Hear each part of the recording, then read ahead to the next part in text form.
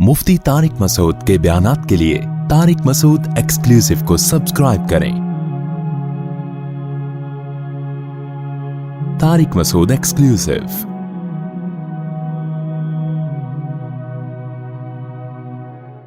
मुझे एक बात, बस आखिरी बात करके मैं बयान को समेट के खत्म करता हूं। मुझे एक बात बताओ, आपकी बेटी के लिए कोई शख्स रिश्ता लेने के लिए आया, आपने उससे पूछा आपके वालिद साहब क्या करते हैं, उसने कहा हम लोग के यहाँ अब्बा होते ही नहीं है। हम लोगों के यहाँ अब्बा बोलो होते ही नहीं। आप न्यू नाजमाबाद के जो चौकीदार है, जो बेचारा वो गन लेके खड़ा हुआ है, आप बंदे को घसीट के वहां ले जाओगे, बोलोगे दोबारा ये बंदा हमें हमारे महल्ले में नजर, इनके अब्बा ये अब्बा लेस है। अब्बा ना होने का मतलब क्या है कि अम्मा की शादी नहीं हुई है, पता नहीं कहां से ईदी सेंटर से उठा के ले आया, क्या किया है। अंग्रेजों के यहां ये चीज बुरी, बोलो, बाज अंग्रेजों के अब्बा होते हैं, बाज लोगों के अब्बा नहीं होते, लेकिन उनके यहां इसको बुरा नहीं समझा जाता। क्यों? इसलिए नहीं कि उन्होंने 100 साल पहले कानून साजी की थी अक्लमंदों ने और बैठ के कि यार अब्बा होना ना होना कोई इतना बड़ा मसला नहीं है।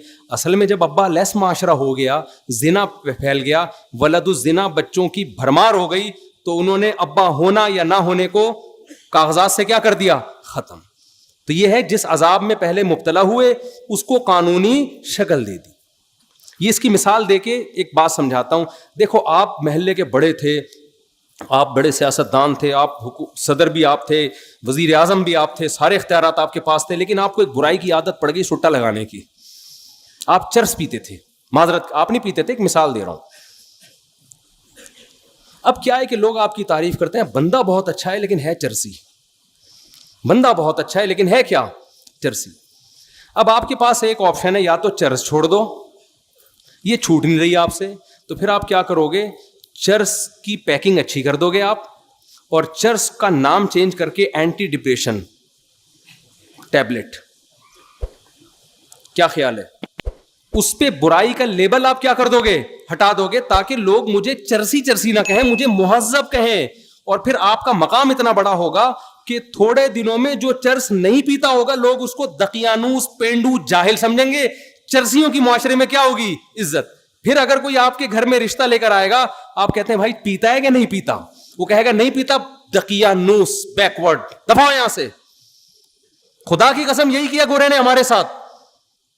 जो लड़कियां पर्दा करती हैं, स्कार्फ लेती हैं, हिजाब करती हैं, घरों में रहती हैं, भाई का एहतराम, बाप का एहतराम, माँ का एहतराम, किसी गैर मर्द की तरफ नजर नहीं उठाना। जब निकाह का मौका आया, अब्बा से पूछा, अब्बा ने कहा हाँ भाई ठीक है, इज्जत के साथ रुखसत कर दी, शौहर के साथ वफा कर रही है।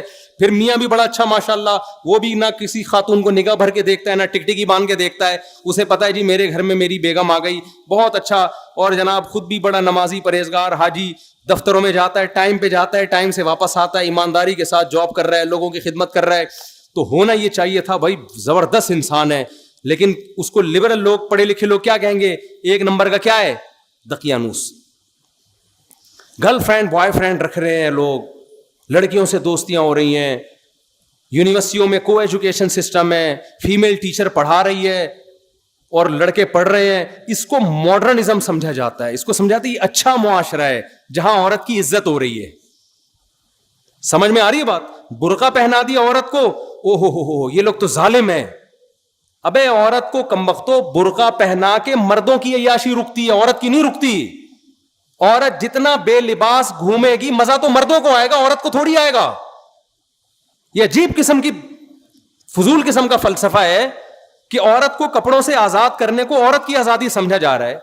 औरत जितना कपड़ों से आजाद होगी, मजे किसको आएंगे, मर्दों को आएंगे। जितने कपड़े पहनेगी तो मर्दों के मजे खराब होंगे। मर्दों की अय्याशी पे लेबल किसका लगा दिया, औरत की आजादी का। ये गोरे ने आपके साथ ये काम किया है।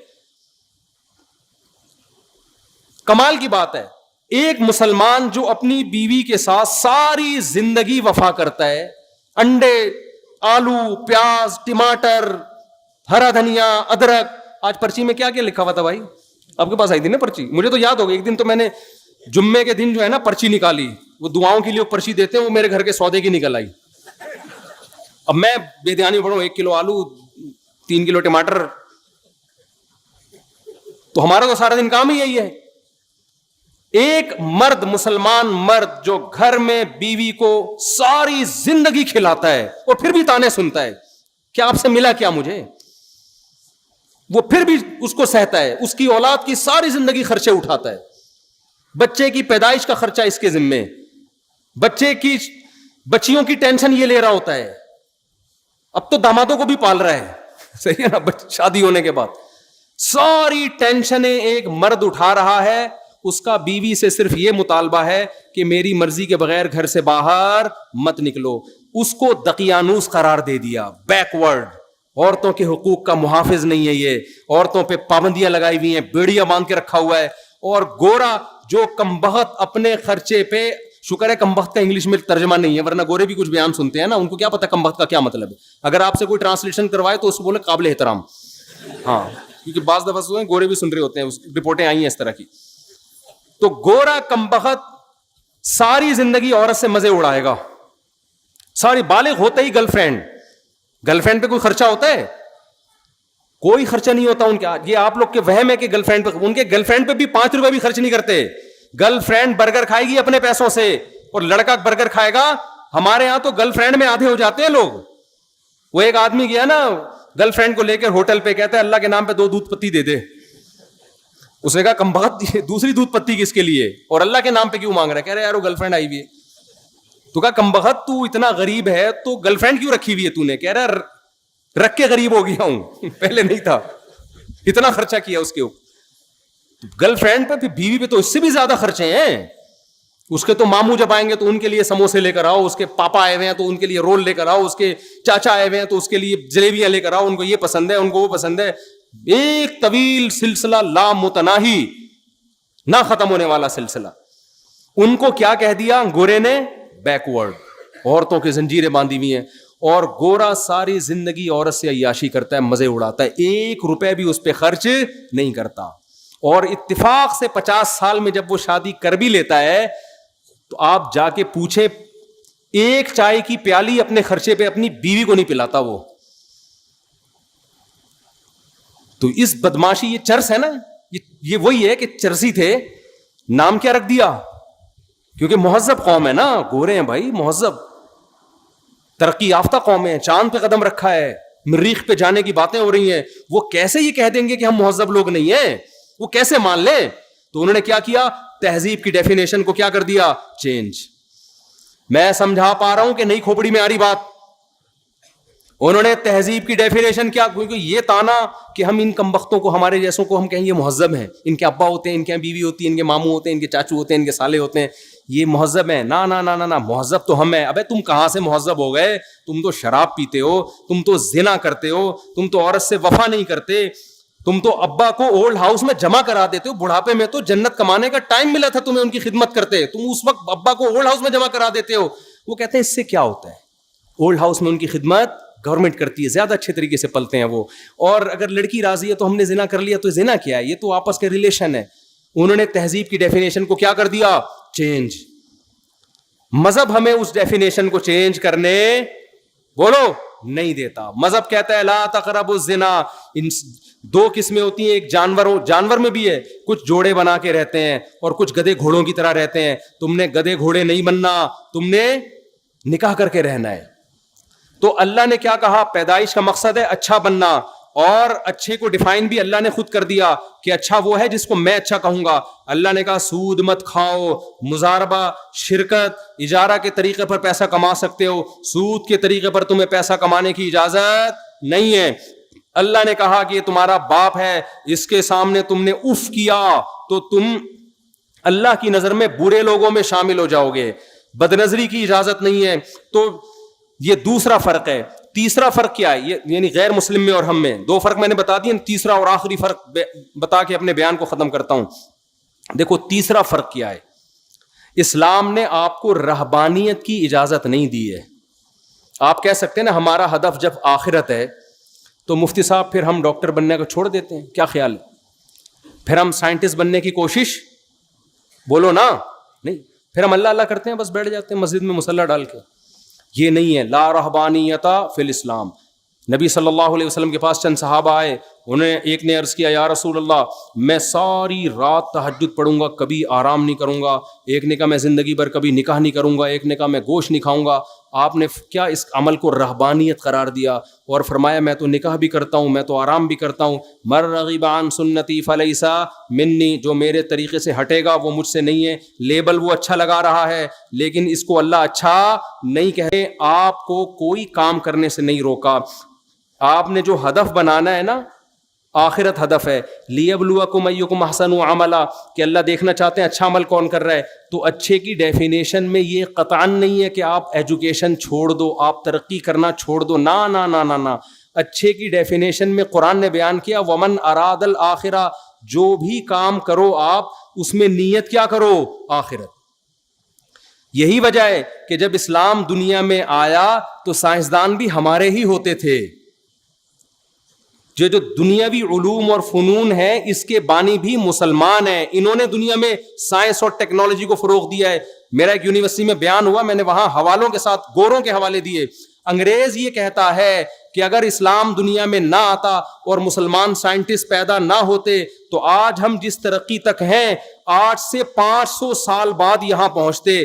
مسلمان سائنسدانوں نے 500 سال کا سفر انسانیت کا بچا لیا ہے. سمجھ میں آ رہی ہے بات کہ نہیں آ رہی ہے؟ ابھی بھی نہیں آ رہی تو مجھے غصہ آ رہا ہے. تو رہبانیت نہیں ہے کہ آپ سائنسدان بننا چھوڑ دیں, آپ تاجر بننا چھوڑ دیں. اگر اسلام یہ چاہتا آپ تجارت چھوڑ کے مسجدوں میں بیٹھ جاؤ تو قرآن یہ تھوڑی کہتا رجال اللہ تلہیہم تجارت ولا بیع عن ذکر اللہ. ہمارے کچھ نیک بندے ایسے ہیں, سورہ نور میں اللہ کہتے ہیں کہ تجارت اور خرید و فروخت ان کو نماز سے غافل نہیں کرتی. بلکہ اللہ یہ کہتے ہیں وہ تجارت کرتے ہی نہیں ہے, یہ کہتے ہیں نا اللہ.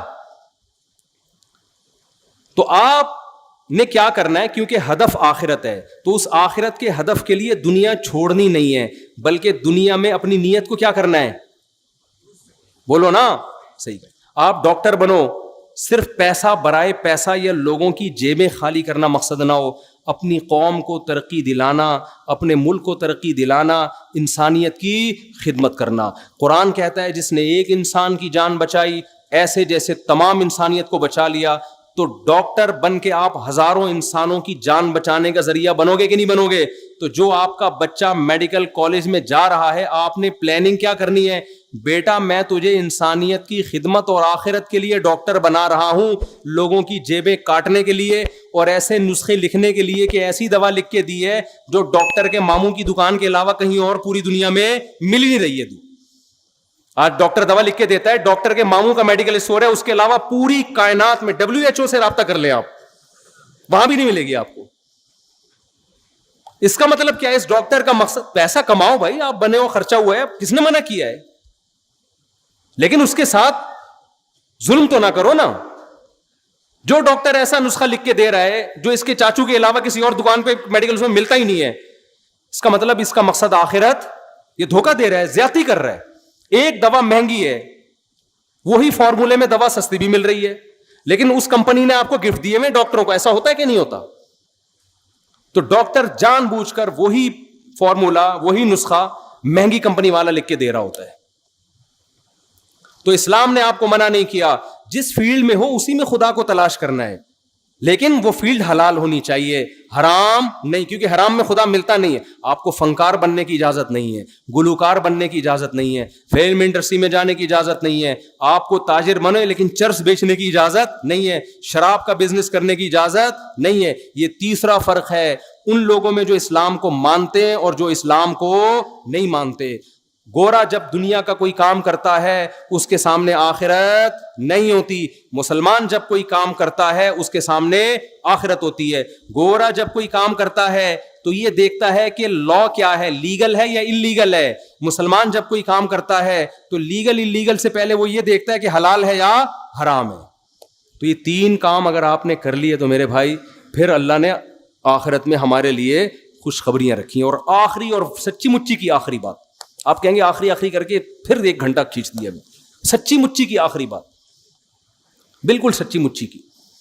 کیونکہ ماشاءاللہ اتنے لوگ اکٹھے ہوئے پھر کہاں پکڑائی میں آتے ہیں اتنے آرام سے لوگ.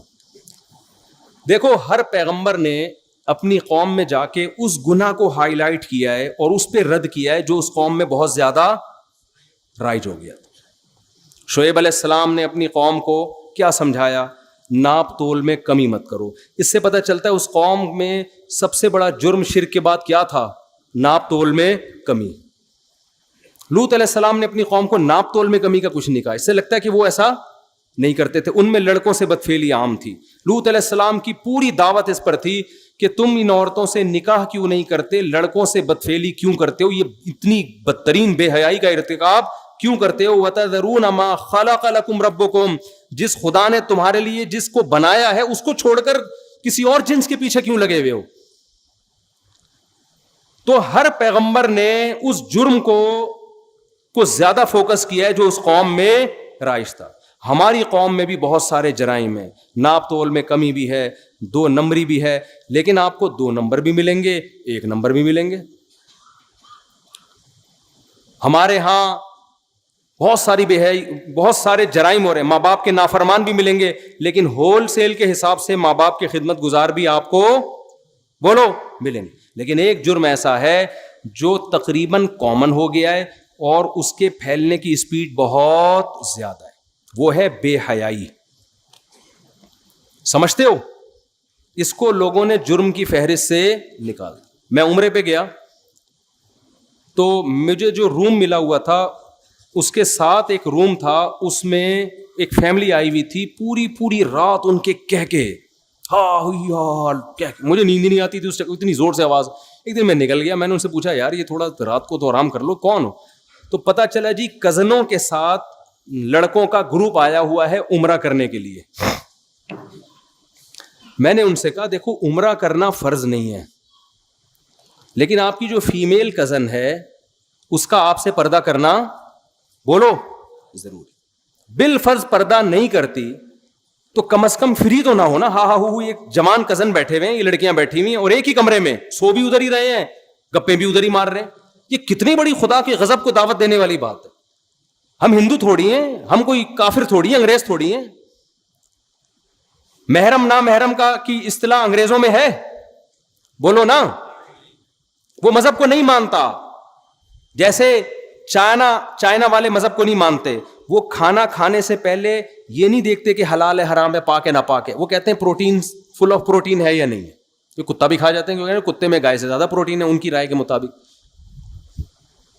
تو ان کے یہاں حلال حرام محرم نا محرم نہیں ہے. تو آپ ادھر چلے جاؤ بھائی, پھر چھوڑ دو کزن کیا ہوتی ہے اور خالہ وہ محرم کیا ہوتی ہے, چھوڑ دو. اسلام نے تو پورا ایک دیوار کھینچی ہے. اور سورہ نور میں بھی سورہ حجاب میں بھی پوری ڈیٹیل قرآن نے بیان کی ہے. یہ محرم ہے اور یہ نامحرم. لا یبدین زینتہن, عورت اپنی زینت کو ظاہر نہیں کر سکتی الا لآبائہن, سوائے اپنے باپ دادا کے سامنے, بعولتہن, اپنے شوہر کے سامنے, اور ابناء بعولتہن, ابناء بعولتہن, اپنے شوہر کے بیٹے جو ستیلا بیٹا ہے.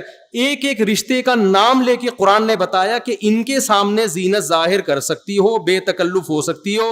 اس کے علاوہ ساری دنیا کے سارے مرد تمہارے لیے کیا ہیں؟ نامحرم.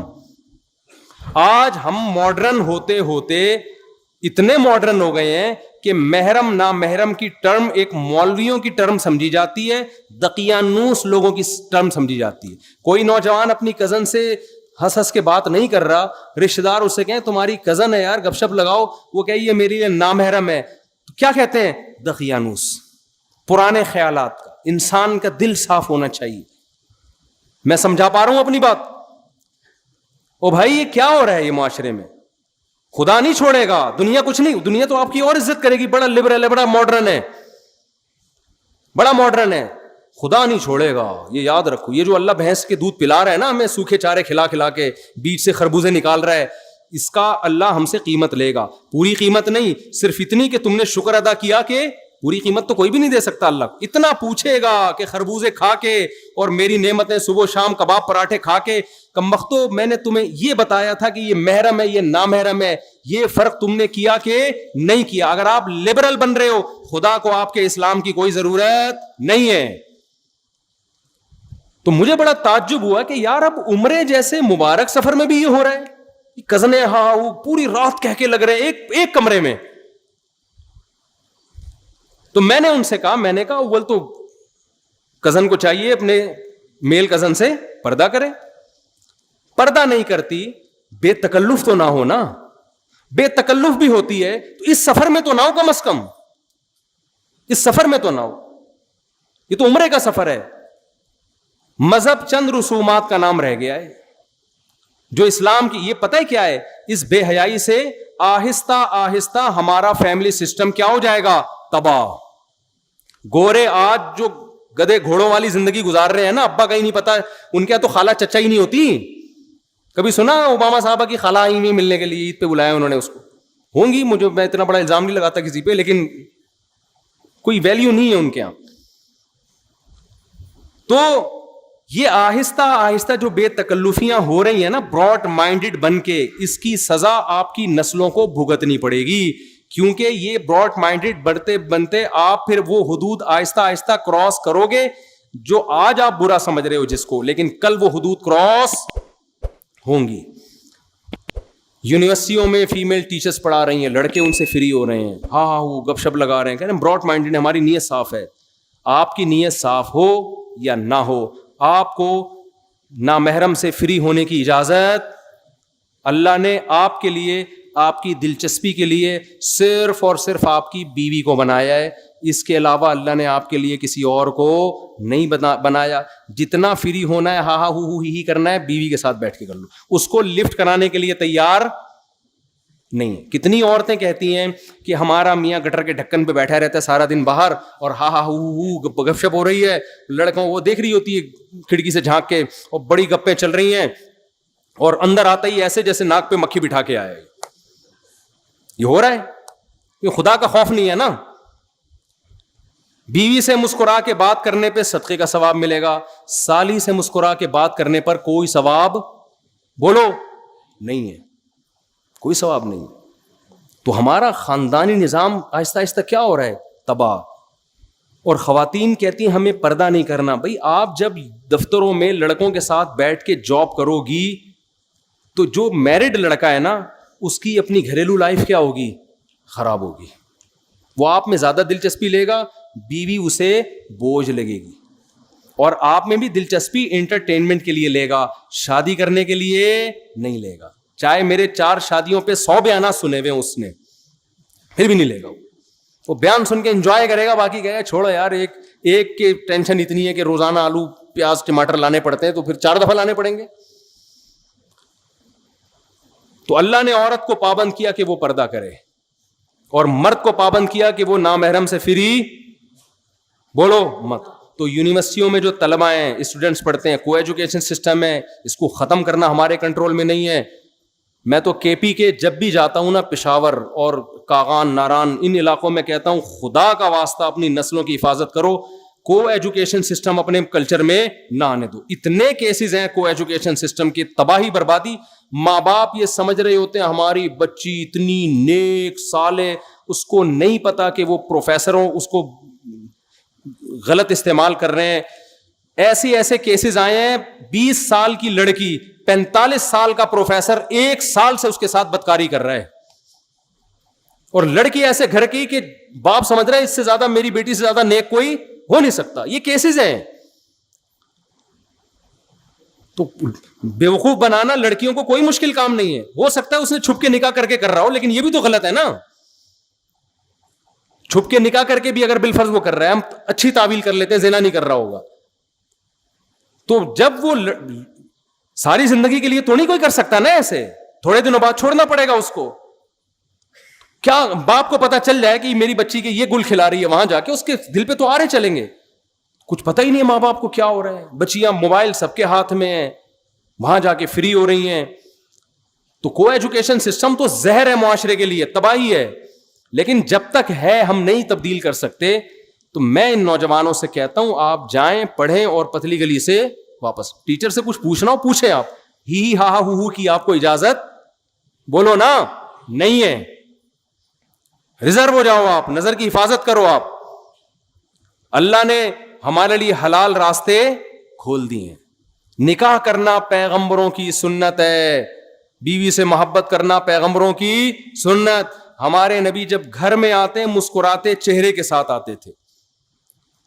آج دفتر میں جب کسی کلیگ سے بات ہوتی ہے نا, جو لیڈی ہو, بہت مسکراتے چہروں کے ساتھ بات ہوگی,